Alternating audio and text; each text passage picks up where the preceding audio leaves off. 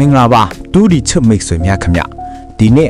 2026ခုနှစ်ဖေဖော်ဝါရီလ10ရက်အင်္ဂါနေ့အတွက်မနက်ည2ကြိမ်လုံးမှာအမျက်တွေသိမ်းပိုက်နိုင်ဖို့ကနန်းကုန်းလေးတွေကိုမျှဝေပေးသွားမှာဖြစ်ပါတယ်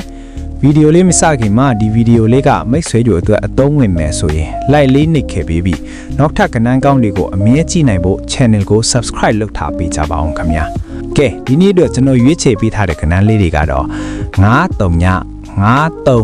1 3 1 3 5 1နဲ့3ည3ပိုးပဲဖြစ်ပါတယ်ခင်ဗျာငါမရောက်တစ်ခေါက်ပြင်ပြောပေးပါနဲ့9 3 9 3 1 3 1 3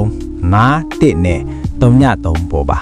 ဒီကနန်းလေးတွေကိုအားလွဲတွေထည့်ထုတ်ဖို့မမေ့ပါနဲ့အောင်မနဲ့ရောညရောနှစ်ချိန်လုံးအတွက်စီးကန့်ရှိနဲ့သုံးချနိုင်ပါလေထိုက်သူစမ်းကြပါစေခင်ဗျာအားလုံးပဲကံကောင်းခြင်းတွေပေါ်မြကြပါစေနောက်ရက်ဒီမှာလဲ 2D 3D ကနန်းကောင်းတွေကိုဆက်ပြီးမျှဝေပေးသွားမှာမို့ subscribe လုပ်ထားဖို့မမေ့နဲ့နော်အားလုံးကိုကျေးဇူးတင်ပါတယ်ခင်ဗျာ